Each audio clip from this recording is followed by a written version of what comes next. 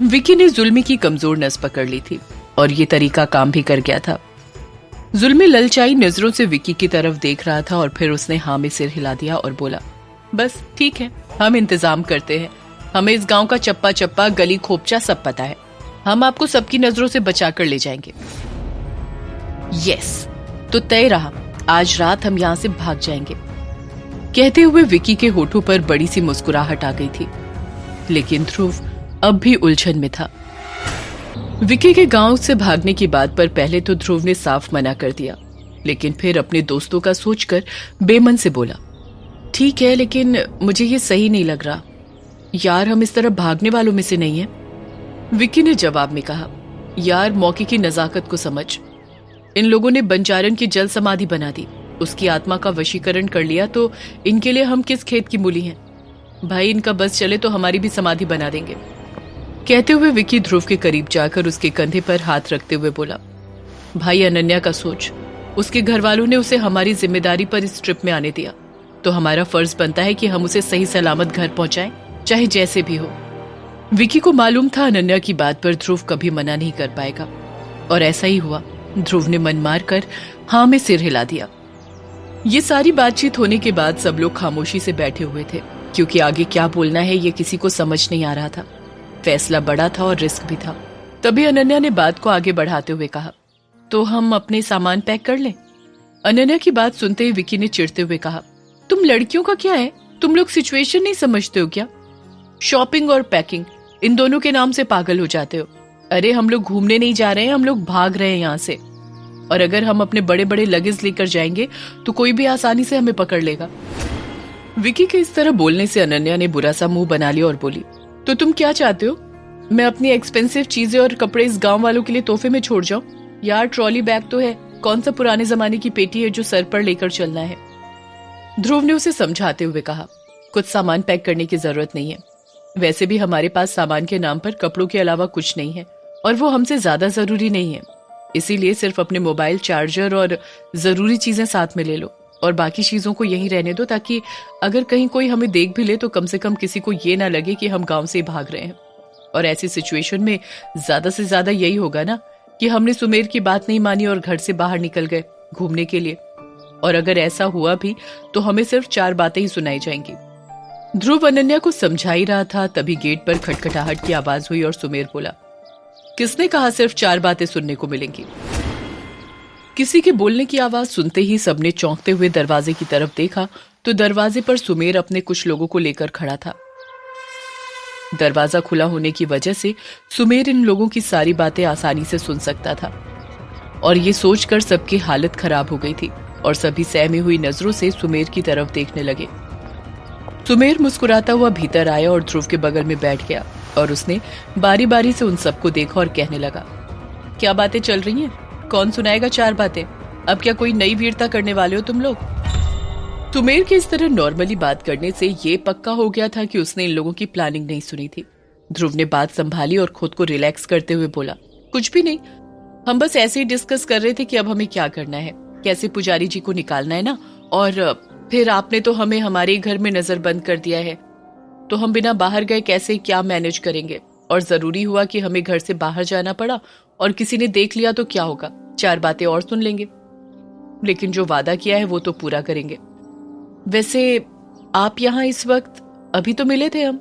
ध्रुव के इस तरह सवाल करने से सुमेर मुस्कुराते हुए अपने आदमियों की तरफ देखते हुए बोला, इन लोगों को देख रहे हो? इन्हें मैं आज से तुम्हारे घर के आसपास छोड़ रहा हूं। इन लोगों की नजर 24 घंटे तुम लोगों पर होगी, ताकि तुम लोग घर से बाहर ना निकलो। सुमेर के इतना कहते ही विक्की तुरंत सुमेर से बोला, अरे लेकिन इसकी क्या जरूरत है? वैसे भी हम घर से बाहर गांव में कहाँ जाएंगे, ना कोई दोस्त ना कोई रिश्तेदार है। आप तो जानते ही हैं कि आपको हम पर यकीन नहीं है। सुमेर ने गहरी नजर से ध्रुव को देखते हुए कहा, और मुझे तुम पर यकीन क्यों करना चाहिए? तुम्हारे इतने बड़े बड़े कारनामों को देखने के बाद भी अगर हम तुम पर विश्वास करके तुम्हें ऐसे ही छोड़ दें तो ये हमारी एक और गलती होगी।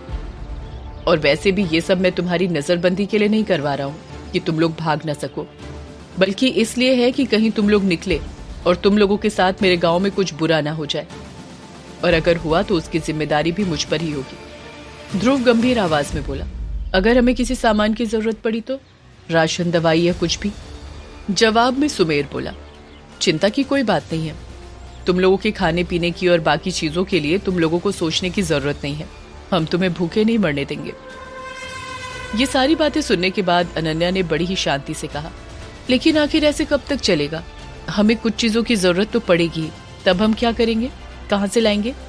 अनन्या के सवाल पर सुमेर ने बड़े ध्यान से उसकी आंखों में देखा और फिर जुल्मी की तरफ इशारा करता हुआ बोला, ये है ना जुल्मी, और छलावा भी तो है। वो लोग तुम लोगों की जरूरत की सारी चीजें ला कर देंगे। और हाँ, एक बात और, इस घर में तुम लोग अकेले नहीं रहोगे, तुम्हारे साथ एक और लड़की रहेगी यहाँ, मनवा की बहन सजनी। वो तुम लोगों के सारे काम भी कर देगी और तुम लोगों के खाने पीने की व्यवस्था भी कर देगी। साथ ही वो घर के अंदर भी नजर रख पाएगी। मैं यही कहने आया था कि अब से मेरे लोग तुम्हारे घर के बाहर रहेंगे और सजनी तुम लोगों के साथ इसी घर में रहेगी। सजनी आज शाम तक आ जाएगी। और एक बात, ऐसी कोई गलती मत करना जो तुम लोगों पर भारी पड़ जाए, क्योंकि मैं बार बार तो तुम लोगों की मदद करूंगा नहीं। ये सुबह आखिरी बार था। अब किसी के पास सुमेर की किसी भी बात का कोई जवाब नहीं था, इसलिए उन लोगों ने सिर्फ हाँ में गर्दन हिला दी और बेबसी से एक दूसरे की तरफ देखने लगे, मानो कहना चाहते हो, अब भागो गांव से। घर से तो निकल नहीं पाओगे, गांव से भागने का प्लान बना रहे थे। सुमेर के वहां से जाते ही ध्रुव गुस्से से खड़ा हुआ और वहीं पास में पड़े टेबल पर जोर से लात मारता हुआ बोला, क्या मजाक चल रहा है यहाँ? एक मुसीबत से निकलने का सोचो और उससे पहले ही 4 मुसीबत खड़ी कर देते हैं ये लोग। अब ये क्या नई मुसीबत है? घर के बाहर सुमेर के आदमी और अंदर सजनी। सजनी कौन है? आज से पहले तो उस लड़की का नाम नहीं सुना और अब उसे हमारा चौकीदार बना रहे हैं। सजनी का नाम सुनकर जुल्मी ने मुंह बनाते हुए कहा, ये कोई नई लड़की नहीं है, आप लोग नहीं जानते इसको, बहुत बड़ी जोक है ये जो छोटे मालिक का सेवक है मनवा, उसकी बहन है। इसका सब्जी भाजी का काम है चौराहे पर, और क्योंकि वो सबसे भरोसेमंद है इसलिए उसे ही आप लोगों के घर में रखा जा रहा है। वही सब्जी भी लाएगी और बनाएगी भी, खिलाएगी भी। और एक बात कान खोलकर सुन लीजिए आप लोग, अगर सजनी इस घर में रहेगी तो हम इस घर के आसपास भी नहीं भटकेंगे। हम जा रहे हैं, हम पिलान में साथ नहीं हैं। आप लोग देख लीजिए आप लोगों को क्या करना है। जुल्मी की बात किसी के पल्ले नहीं पड़ रही थी। विकी ने हैरानी से पूछा, अरे अरे क्या हो गया? उसके नाम से इतना क्यों चिढ़ रहे हो? और उसके घर में रहने से तुम्हें क्या दिक्कत है? जुल्मी ने चिढ़कर मुंह बनाते हुए कहा, वो सब आपको जल्दी ही समझ आ जाएगा, पहले उस लड़की को आने तो दीजिए। अरे वो लड़की नहीं है, मुसीबत है मुसीबत, चलता फिरता बवंडर। जुल्मी सजनी की तारीफों के पुल बांधते जा रहा था और बाकी सब हैरानी से सुनते जा रहे थे, क्योंकि उन्होंने कभी जुल्मी को इतना चिढ़ते हुए नहीं देखा था। ध्रुव ने जुल्मी की बात को बीच में ही रोकते हुए कहा, देखो अब जो होना है वो होकर रहेगा। अब अपने प्लान को कैसे आगे लेकर जाना है उसके बारे में हमें फिर से सोचना पड़ेगा। थोड़ी और चाय मिल जाए तो दिमाग फ्रेश हो जाए। फिर सोचते हैं कि सुमेर के बाहर खड़े हट्टे कट्टे चमचे और वो चमची यानी सजनी से कैसे बचा जाए। जुल्मी ने कहा, आप लोग सोचिए, हमारी अम्मा इंतजार कर रही होगी, सुबह से हम यही हैं, अभी हम जाते हैं, बाद में आएंगे। और वो चुपचाप वहां से निकल गया। जुल्मी के जाने के बाद विकी और ध्रुव चाय और कुछ नाश्ते खाने के लिए आशा भरी नजरों से अनन्या की तरफ देखने लगे, लेकिन अब भी अनन्या वहीं चुपचाप खड़ी थी। और अनन्या को इस तरह खड़ा देख ध्रुव ने पूछा, क्या हुआ? तुम ऐसे क्यों खड़ी हो, जैसे कोई शौक लग गया हो? यार एक कप चाय और पिला दो। अनन्या ने इनकार में गर्दन हिला दिया। अनन्या के इस तरह मना करने पर ध्रुव ने फिक्र से पूछा, क्या बात है, कोई परेशानी है, कोई प्रॉब्लम है तो बताओ। अनन्या चुपचाप ध्रुव की तरफ देखती रही।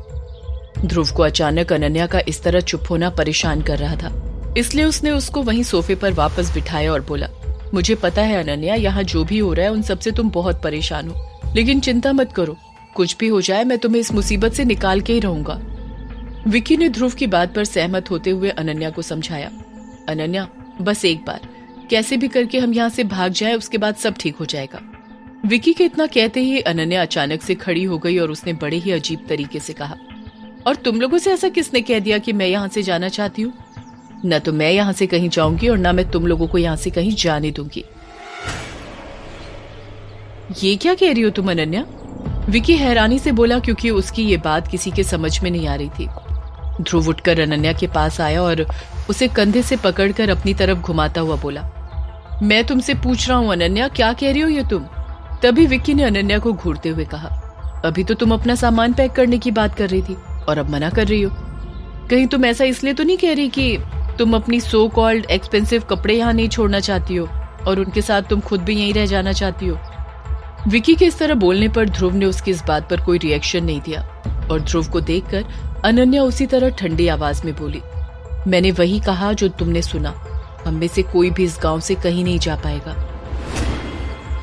इतना कहते हुए अनन्या बार बार ऊपर उसी कमरे की तरफ देख रही थी जहां से अभी थोड़ी देर पहले वो पेटी उठाकर लाई थी। ध्रुव और विकी अचानक अनन्या की इस बात से बहुत हैरान हो गए थे। ध्रुव ने जोर से अनन्या से पूछा, अनन्या क्या हो गया है तुम्हें? अनन्या सुन रही हो तुम? मेरी तरफ देखो। तभी अनन्या मुस्कुराते हुए बोली, तुम लोग घबरा क्यों रहे हो? अरे मेरे कहने का मतलब है यहाँ जो भी हो रहा है और बाहर जो लोग खड़े हैं उन सब के बाद हम यहाँ से निकल ही नहीं पाएंगे।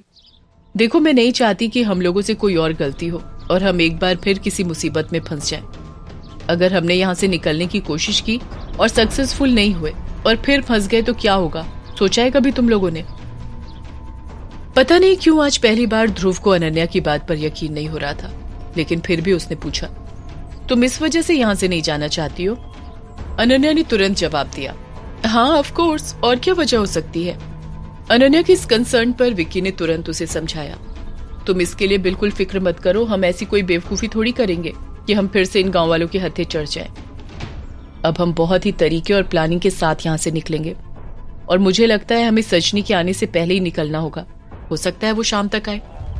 ध्रुव बोला, इसका मतलब अभी चाय पीने के बाद मौका देखकर हमें निकलना होगा। और जुल्मी? विकी ने कहा, भाई जितने कम लोग उतना अच्छा। तो ये तय रहा सजनी के आने से पहले ही हमें निकलना होगा। और हाँ, अब इस वक्त इन बातों को छोड़ो क्योंकि कहते हैं दीवारों के भी कान होते हैं और यहाँ तो दरवाजों के बाहर ही सुमेर के कई सारे कान घूम रहे हैं। उसके बाद तुरंत विकी ने फिर टॉपिक चेंज करते हुए कहा, यार अनन्या और ध्रुव तुम दोनों यहीं बैठो, मैं खुद सबके लिए चाय बनाकर लाता हूँ। ध्रुव समझ रहा था विकी अनन्या का मूड हल्का करने के लिए टॉपिक बदल रहा है, इसलिए उसने भी विकी का साथ देते हुए कहा, हाँ भाई प्लीज एक स्ट्रॉन्ग सी चाय बना, और सुन साथ में कुछ खाने के लिए मिल जाएगा क्या? एक काम कर, सबके लिए 2-2 पराठे बना ले यार, भूख भी लग रही है। ध्रुव की इस बात पर विकी उसे घूरने लगा और बोला, और कुछ साहब? मेरे मेन्यू में चाय के साथ पराठे के अलावा पकौड़े, पूरियां, समोसे ये सब भी है, बताइए क्या बना दूं? ध्रुव ने विकी के मजे लेते हुए कहा, अच्छा इतना मन है तो एक काम करो, 2-2 पराठे के साथ थोड़े से पकौड़े भी बना ही लो और चाय भी थोड़ा ज्यादा ही बनाना फिर। विकी चिढ़ते हुए बोला, हट साले, चाय के साथ 2-2 घूसे ना दे दूं मैं? बड़े आए पराठे और पकौड़े खाने वाले। चल जल्दी आ किचन में और हेल्प कर। इतना कहकर विकी किचन की तरफ चला गया और अनन्या इनकी बातें सुनकर मुस्कुराने लगी। ध्रुव ने उससे कहा, एक काम करो, तुम अपने कमरे में जाकर जरूरी सामान अलग कर लो क्योंकि तुम्हें ही सबसे ज्यादा टाइम लगेगा, मैं किचन में उसकी हेल्प कर दूं। कमरे की तरफ बढ़ती हुई अनन्या एक हाथ से अपना सर दबाती हुई अपने मन में बोली, इन लड़कों का तो पता नहीं, लेकिन मेरी सारी चीजें बहुत इंपॉर्टेंट हैं, मैं वो सब अच्छे से पैक कर लूंगी, मैं नहीं छोड़ने वाली अपना कुछ भी। थोड़ी देर में ध्रुव की आवाज आई, बाहर आ जाओ, चाय रेडी है। ये सुनते ही अनन्या अपना बड़ा वाला ट्रॉली बैग लेकर हॉल में पहुंची तो उसके सामान को देख ध्रुव ने हैरानी से पूछा, ये तुम क्या कर रही हो? मैंने कहा ना हम कोई सामान लेकर नहीं जाने वाले हैं। लेकिन अनन्या बच्चों सी मचलती हुई बोली, नहीं मैं अपनी चीजें बिल्कुल नहीं छोड़ूंगी। जरा देखो मेरे कपड़ों को और मेरे इन कॉस्मेटिक्स को, ये सब ब्रांडेड है। ध्रुव मैं इन्हें कैसे छोड़ सकती हूँ? देखो या तो मेरी चीजें भी मेरे साथ जाएंगी या तो मैं भी नहीं जाऊंगी। अनन्या की इस बच्चों वाली जिद पर ध्रुव कुछ बोलने ही वाला था, इतने में जोर से दरवाजा खटखटाने की आवाज आई। विकी हड़बड़ाते हुए बोला, अब कौन आया यार? ध्रुव ने उसे शांत रहने के लिए इशारा किया और बोला, मैं देखता हूँ, रुक। लेकिन विकी ने उसे रोकते हुए कहा, तू रहने दे, मैं देखता हूँ। इतना कहकर विकी दरवाजा खोलने चला गया और उसने जैसे ही दरवाजा खोला उसने देखा उसके सामने 23-24 साल की एक लड़की खड़ी थी जिसने एक लंबा सा कलरफुल घाघरा और चोली पहनी हुई थी और दुपट्टा अपने कमर में बांध रखा था। विकी ने उस लड़की को सर से पैर तक देखते हुए कहा, जी कहिए। उस लड़की ने विकी को एक तरफ धकेला और धड़धड़ाती हुई अंदर आ गई और बोली, जी कहिए क्या होता है? अरे हम सजनी है, सजनी, मनवा भैया की बहन। और उसकी बात पर सब उसे देखने लगे क्योंकि इन सबको लगा था ये शाम को आएगी और ये लोग इसके आने से पहले ही यहाँ से निकल जाएंगे। लेकिन अब तो सजनी आ गई, अब कैसे जाएंगे? आगे की कहानी जानने के लिए देखिए अगला एपिसोड सिर्फ पॉकेट एफएम के यूट्यूब चैनल पर, और वशीकरण के सारे एपिसोड्स को सुनने के लिए डिस्क्रिप्शन में दी लिंक से डाउनलोड करें पॉकेट एफएम ऐप।